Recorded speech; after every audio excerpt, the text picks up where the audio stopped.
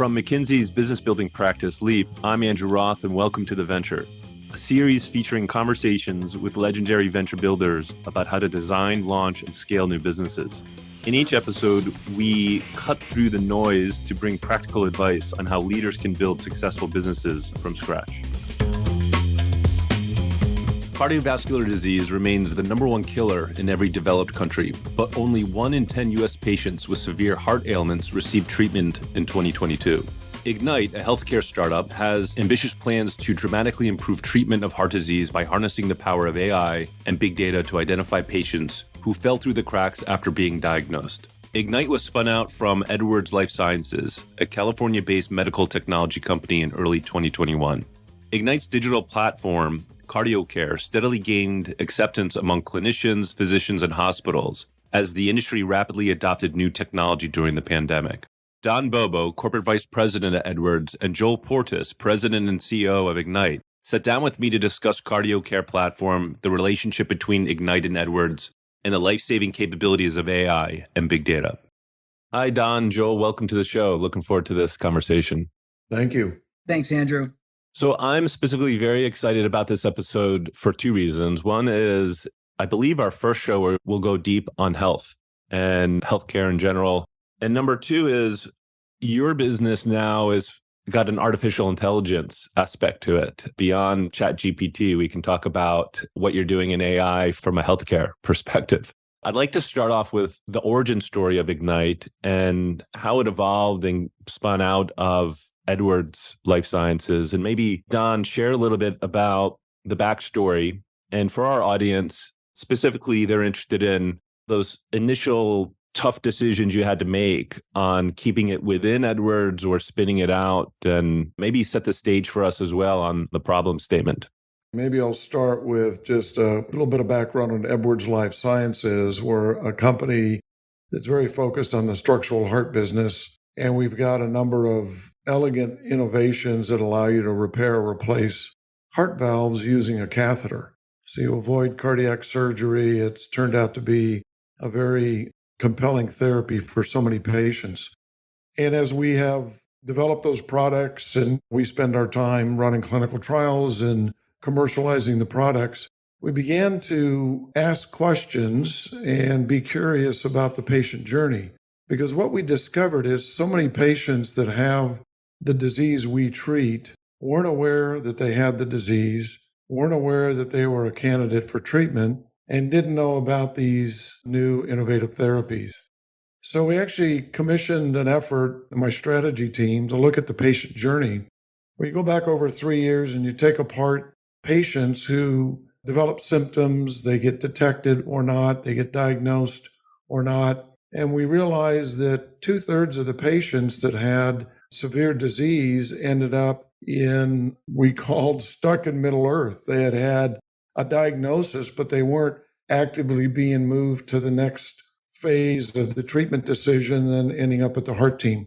So we thought, gee, this is a surprise. We were, prior to that, assuming that the majority of patients that had the disease in the U.S. simply got it treated.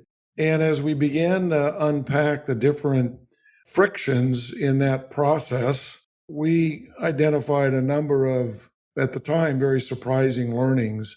One, it turns out there's a lot of chaos around patients exhibiting symptoms and how those get diagnosed and attributed to their valve. And I think, Don, just quickly for the audience, cardiovascular disease, and I'm not a health expert, but it is still the number one killer, at least in the U.S. Is that correct? It's the number one killer in the U.S., and it's the number one killer in all developed countries. Even though there's been remarkable progress in advances in that field, it still is the number one killer, cancer being number two. Got it. You're talking about the chaos of the actual patient journey you're discovering. Yeah, one of the most surprising elements, and remember, these patients are typically north of 70, and they would end up experiencing a tremendous variation in their symptoms being properly attributed. And even if they were attributed, getting a confirming echocardiogram, this is where they use ultrasound to image the valve, and then having those two pieces of information triggering them being sent to a heart team. And as we began to take this apart, we actually discovered a couple of places where we thought we could run some pilot efforts and make a difference. And we had a couple of clinicians that were forward leaning and believed this was a problem, which was interesting. A lot of physicians didn't think this was a problem. They thought, look, if they're in our system, the right thing happens every time. And it turns out that wasn't the case. So we began to seed a small group that was focused on digital solutions that would take variability out of symptoms, variability out of echo, and the referral process. And by the way, this was not our core business. So you can imagine the internal conversations around why are you spending money on that and where's it going to lead and how do you know that's going to work and all that. Yeah, I can imagine the war stories on answering those questions, Don. And I definitely want to earmark that because I want to get into that, hearing about some of those war stories. Because our audience often are internal or corporate entrepreneurs fighting similar battles or answering similar types of questions. But just getting back to the core problem statement. So it sounds like this is not your core business. You are starting to talk with clinicians. You're looking at the patient journey and you're seeing variability in the actual cardiogram, the how symptoms are tracked, and getting to the initial sort of hypothesis on how to solve that. Right, exactly. And we took an interesting approach because when we saw the first set of data, most of our physician customers and referrers didn't believe us. So we said, look, what if we build a digital system? We'll come in, we'll take your data, and we'll do a retrospective analysis, and we'll show that you have the same issues, variability, we call it chaos, with most of your patients as what we found elsewhere. And that actually turned out to be valuable because it stimulated them, in many cases for the wrong reasons, to be curious and say, sure, come in and look at our data. I'm sure that doesn't happen here. We're a top shelf academic center. We treat hundreds of these patients a year. I'm sure you won't find that. And in everyone that we did this work in, we found it. And that really became the next stepping stone to say, what if we made a product out of this? We probably have to charge for it because we can't give this stuff away due to regulations. And that really put us on probably a 3 or 4 year journey where we were interacting with physicians in hospitals. We were showing them their own data. And then we were providing solutions that would allow them to flag these patients and not lose them along the journey. I've heard you share before that when it comes to diagnosis, something like we only treat 1 in 10 patients when it comes to cardiovascular disease. And obviously the rest go undiagnosed. And just keep me honest here, but the mortality rate of patients that show symptoms is something like 50% within 2 years. That's correct. And we're talking specifically about patients with heart valve disease, aortic stenosis. It's 50% mortality at 2 years. And in 2022, we treated 1 out of 10 that had ACC/AHA guideline severity disease. And that realization was part of our motivation to say, look, while these data sets and these digital tools are not our core business, there's got to be something we can do better as a set of stakeholders, physician, hospitals, a company that's in this industry. Because if you just put yourself in the patient's shoes, it's quite frankly embarrassing that you end up with a majority of patients in the US, not another country, in the US that end up without the right recommendation and the right action to get the disease treated. So part of the problem here is diagnosing at the right time. And then part of it is on the actual process of treating the patient. Maybe this is where we bring Joel in here a little bit on, now we kind of like set the stage on the problem, right? Because that's quite a scary, alarming problem. Joel, maybe just introduce yourself. I'd love to hear some of those initial customers and when you felt like you were onto something here and reaching something like product market fit. My background is in software and data analytics, and I've built my career on building companies that use data and software to solve complex problems in healthcare. And so when I started talking to Don and his team and the rest of the Edwards leadership team about this issue and this thesis they had that perhaps this function, which they've invested in, they've built out for the 6 previous years before I became involved, and whether or not that should be a standalone business. And when we agreed that, yeah, this really was a digital health company and that we should carve this out and be able to think about cardiovascular patients in a broader way, to think about the whole continuum of structural heart disease and think about heart failure and atrial fibrillation and how can we identify those patients and elevate them to improve the standard of their care.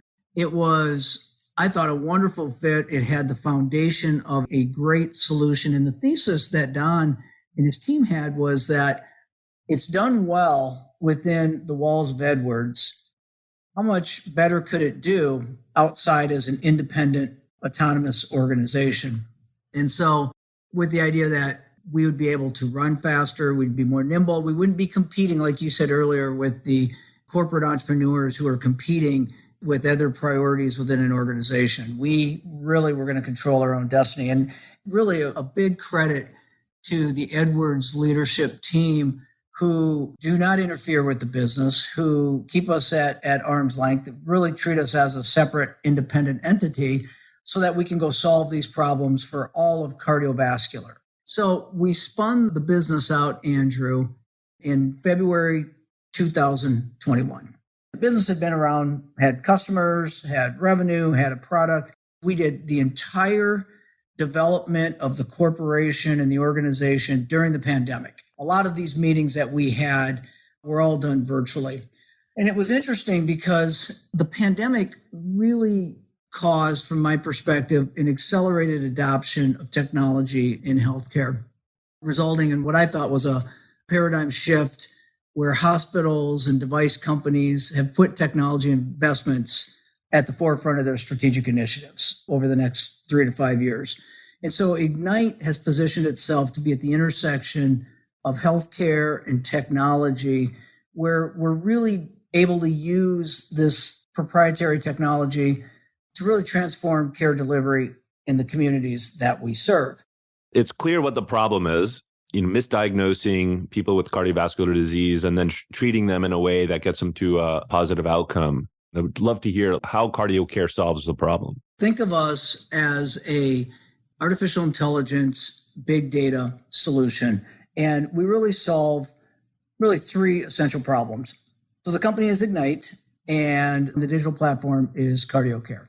And what cardio care does, it helps health systems, hospitals specifically, manage their cardiovascular patient population and identifies and elevates the most vulnerable cardiovascular patients to the top for appropriate follow-up and therapy. Last year, the average growth in structural heart disease procedures in the market was about 6%. The customers that use cardio care, the average growth in structural heart disease procedures was 25%. So we had a significant above market increase. Why? Because we use technology, we use AI, and we use this data. And the data is really important because we have about 153 hospitals that are contributing data. We have 3,500 different site locations that are contributing data into this de-identified database that we're using, coupled with the AI that we use on medical records and other data that our hospital customers contribute to the analysis in order to help not only identify for their system, but also benchmark across the country. But in addition to that, we have the largest database of echocardiograms in the country. We have over 2 million echoes, and it's constantly being fed. And we use an NLP in there to read the notes of those images and of those echoes. And we bring that together with the AI results from the procedural data, the lab data, all the other data we have. So we have very much a 360 view of a patient. We analyze that information, and on a nightly basis, Andrew, our customers have this very elegant dashboard that is repopulated every night. And they'll see patients, and they're categorized in different ways or prioritized. And this is a fully automated process. And What it does is, and I want to go back to a comment that Don made, every day our users go to this dashboard and very efficiently can identify those high-risk patients that have not been seen by anybody in the heart team either ever or within 180 days. Okay, so let's stick on this point because this is, I think, fascinating. So you have access to a large database of patients, and you're basically at a national or even global level starting to set a base rate on the symptoms, the profiles of a patient potentially at risk. And you're baselining all the variable notes and comments and from a wide array of different doctors and clinicians and summarizing that into who may be at risk and who hasn't seen a specialist yet. Is that the right way to think about it? Right. Or they're in the system. And Don talked about the patients that have been undetected, unevaluated. So what we do is we identify these patients and they're in the system. Whether or not they've been seen by the heart team, we can distinguish and point that out. One of the other things we do, Andrew, is we help industry organizations, device companies, pharma companies, accelerate the population of clinical trials. And we do this through the identification of what is the inclusion criteria, the exclusion criteria, and we can comb through hundreds of thousands of patients and narrow it down to the 100 to 50 to 10, whichever it is, that are patients that would be good candidates for a clinical trial. What absolutely amazes me every time we do one of these is when I see the number of patients who qualify as a candidate for a trial based on the screening of the data and the criteria required. They still have to be evaluated by the physician and they still have to consent to the trial. But what amazes me is we find anywhere from a third to 50% of the patients that are candidates for a trial have never been seen by anybody in the heart program. As to Don's earlier point, they're walking around with this death sentence that has not been checked. And so that's the beauty of AI. That's the beauty of technology and the application to data and how it can elevate the standard of care and it can reduce variability of care if everybody has this. And that's what really got me into it when I was talking to Don and the team was, oh my gosh, this should be in every hospital in America. I like that visual of the dashboard, right? Because that, for someone who's not an expert in the space, that helps me kind of situate this. And that dashboard is basically saving time, and time is saving lives, it sounds like. And it's very elegant, and it's very direct, and it's very intuitive. So maybe we go back to Don, hear about cardio care. And it sounded like you were operating the business for a number of years. And I was with a client just last night on a similar topic on how to fund the business and where to operate it. What business unit will you fund it from? And if we need to raise money over the next 5 years, do we pull in outside investors and spin it off? Maybe just share with us, take us inside the boardroom a little bit on some of those tough conversations. What were some of the considerations that you were perhaps debating in boardroom on spinning it out? Yeah, Andrew, this is an interesting one because when we got into this and decided to fund it and build a team and run pilots, we were singularly focused on the patient impact. If we can really take a bunch of these wrinkles out that patients experience trying to get from symptoms to diagnosis to a treater, that'll be elegant. What we realized is we kind of, unbeknownst to us, stepped into the whole world of digital health, which has taken on a life of its own. And I'm guessing the definition has evolved multiple times in the last 5 years. But we ended up squarely in that area, which raised important considerations like the product iteration cycle is very different for digital than it is a heart valve. We'll take 10, 12 years to develop and do a clinical trial and finally launch it. In a digital product, if you aren't revving the software every month, you're behind. Well, our quality systems, our development systems weren't built for that. So we carved it out inside of Edwards and said, you'll be separate, go do what makes sense. The business model for how you charge and what the commercial relationship is, very different. And by the way, those models in the last 6 years have evolved dynamically. They have not been static. And then you look at what should be your approach. Our business typically was rewarded by having a great product, great evidence, and then over time, the market adopted because it was the best answer for the patient. In digital, it doesn't quite work that way. It oftentimes ends up being a land grab. Whoever can get out there and get everybody on their system ends up with an advantage because the switching cost is high. All of that was new to us. So we were students. We were building as we were, if I could use the metaphor, while we were flying this airplane. But it really forced us to shift from a pure patient benefit focus to, look, for this to be something that's broadly scalable, we started having real candid debates around who's the best owner. And we went out and engaged a couple of outside groups that could help us think about this. And we came to the conclusion that this is a great idea, a great product, but inside Edwards, we're probably the worst owner. We'll slow it down. We'll plant a tree and then we'll pick the tree up every day to see how much the roots grew, which really impairs growth.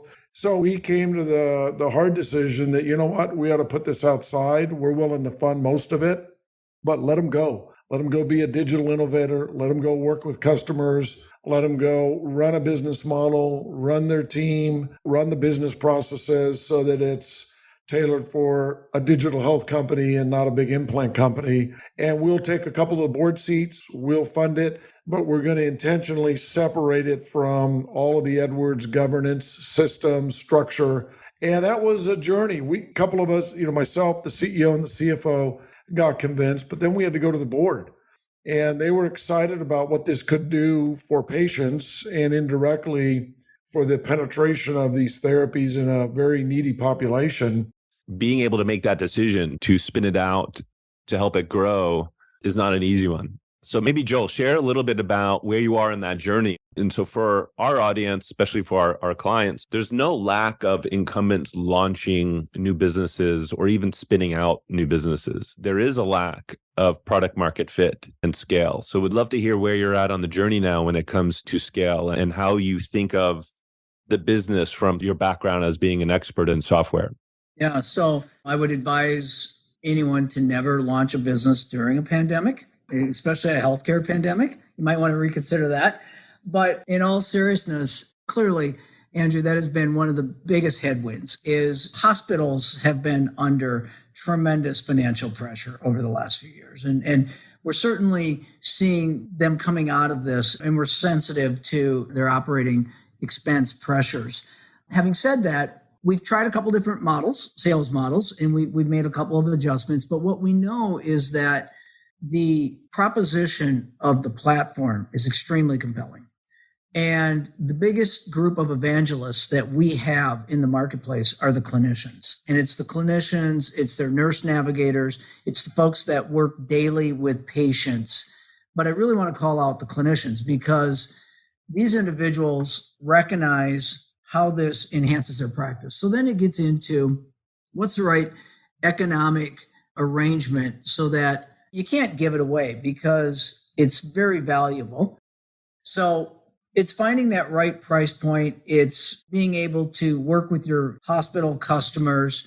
So that's gone very well for us. And we're seeing certainly over the last, I would call it, we've been out now for just a little over 2 years. I would say the last 7-8 months, there's been this much stronger momentum because we've had more time out there. We've had more time to demonstrate how this works. The proof of the effectiveness of the solution is now demonstrated many, many, many times. And we have lots of references and other providers that will call their peers and say, this has changed my practice. And I've been on some of those calls, and it's really inspiring because we've got a really smart group of developers, a really smart product team, and they're working every day to see this penetration happening. But what we've developed is this two-sided network. And I know you're familiar with that model because we've moved into relationships on the device side as well. And so that is all of a sudden kind of changed the narrative for us working with hospitals who want to be affiliated with certain industry partners. And it puts certainly a big responsibility on our end to make sure that we're delivering extreme value and exceeding all expectations for both segments of our customer base. So one side you have an ecosystem of device providers and you're starting to integrate or perhaps serve those device providers in some shape or form, and you're serving the hospitals as well in terms of revenue streams. And in some cases, Andrew, the same patient benefits. And that's really what this has been about for the hospitals, for our industry partners, for Ignite. It's always been patient-centric. The patient is our North Star, and it will always be our North Star. And so we're seeing this increased adoption. There is the reality of how long it just takes to sell into hospitals. And you've got to work through the different processes and the different functional areas within hospitals in order to get these arrangements completed. But we don't ever hear no. We just have to be patient as we go through the process. We're very deliberate and methodical about how we qualify these institutions and make sure that they are committed to deploying a digital solution. And in every case, when they understand the impact it has on their practice, they always are. Keying off on this term you mentioned about the patient always being sort of the North Star. What we talk about with our clients a lot when they launch new businesses is to really understand, quote unquote, the North Star metric, not just sort of some vanity metric like number of registered customers or something like that. Usually it's some core product value that is expressed in the function of time.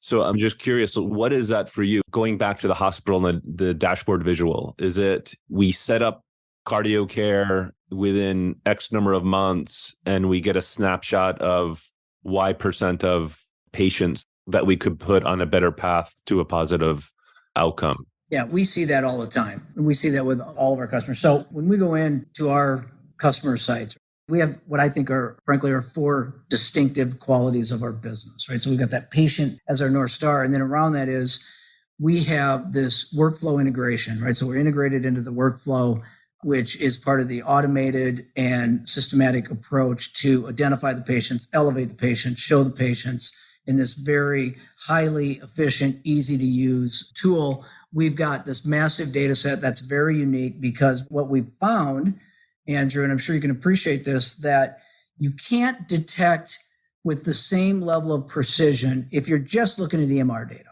or if you're just looking at echoes, the images or the notes. You have to have all of it. And from what I know, we're the only company that has all of that. So we feel this responsibility to make sure that we've got it right. So we've got this workflow integration, we've got data, and then we've got the subject matter expertise. Even though I didn't come out of the heart space, we have a number of heart experts, both on our team as well as on our medical advisory board.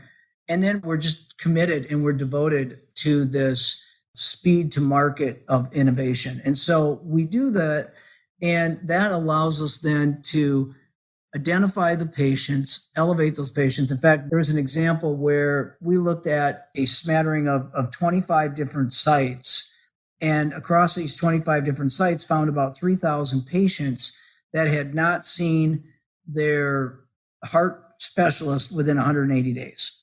So Don referenced the Middle Earth population there. That's what happens.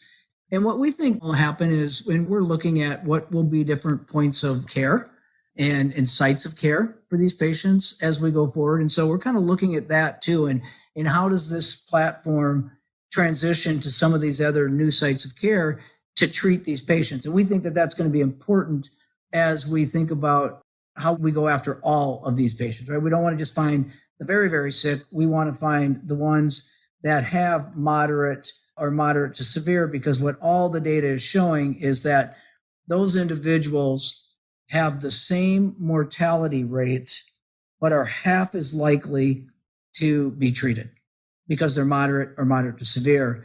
And it's only the severe that are getting the treatment in most cases. So using NLP, using artificial intelligence, having access to a wide array of data that it sounds like you have, you're able to bubble up patients faster to clinicians so that they can treat them more accurate, treat them faster. The beauty is when you have that technology that's learning from looking at millions and millions of patients, then it becomes very proficient. So our NLP, for example, has a 99.9% accuracy rate. So we believe very strongly in what we're identifying. And that's the beauty of this, right? It elevates the patient. It helps the docs and the physicians. totally understand what this is and how this helps improve their practice and how it can be most efficient and effective in finding those patients and prioritizing them for the most immediate care. I love it. So, in kind of summarizing and wrapping up, I'd love to hear from both of you on sort of what's on the horizon. What are you excited about? Maybe you've got tailwinds here with how artificial intelligence has made the mainstream in the last 3 months. What are you excited about for Ignite? From my perspective, there's actually a lot to be excited about. Every month that Joel and I get together, they just are overwhelmed with the learnings of systems that are adopting cardio care, what it's doing to the patient experience, and what it's doing to the service line to really elevate the quality of these programs and providing guideline treatment. But if I were to step away from the specifics, I'll tell you what's super exciting to me. Wouldn't it be great if through our efforts and others, we could demote cardiovascular disease to be the number 2 killer instead of the number 1? I think that's something that could be done if we just were able to bring this kind of sophistication to how patients get managed, treated, and communicated with. That's obviously a worthy cause and purpose, and makes me feel like, okay, when are you coming to Asia? Joel, go ahead. What keeps you excited when you wake up every morning? Yeah, what keeps me excited is the fact that we're having real and tangible impact on patients. And I see the enthusiasm and I hear the enthusiasm in our customers and in our prospects. Andrew, we've never shown our platform and our display a dashboard to anybody who hasn't said, this is what we need. Nobody's ever said, no thanks. So what gets me excited is what I think is this increased adoption of a platform, the physician's acceptance and embrace of using artificial intelligence. I get asked probably once every couple of weeks by somebody, would you move into other diseases? And my answer is no, not now. Right now, we're going to continue to solve this because I want to be on Don's team that waves that flag and says, we're number 2. Yeah, I think that's a great place to end this purpose and mission to demote cardiovascular disease as the number 1 killer. And for me, as sort of an outsider in terms of the healthcare industry, it's exciting that some of these just digitizing parts of the customer journey or the patient journey is going to have high impact like this. And now when you start layering in the advantages that it sounds like you have with access to data and what you're doing in artificial intelligence to accelerate this is encouraging, because whenever I think about the healthcare in the US, it's sort of like overwhelming to try to figure out how to fix it. Like Don mentioned, it feels like chaos, but it sounds like you're bringing order to some of the chaos out there. Well, thank you very much. Appreciate the time, Don, Joel. And yeah, it makes me feel like we need to have more episodes on healthcare. We agree. Andrew, thanks a lot. This was a lot of fun. Super. Thanks. Thanks, Andrew. You have been listening to The Venture. If you like what you've heard, subscribe to our show on Apple Podcasts, Spotify, or wherever you listen.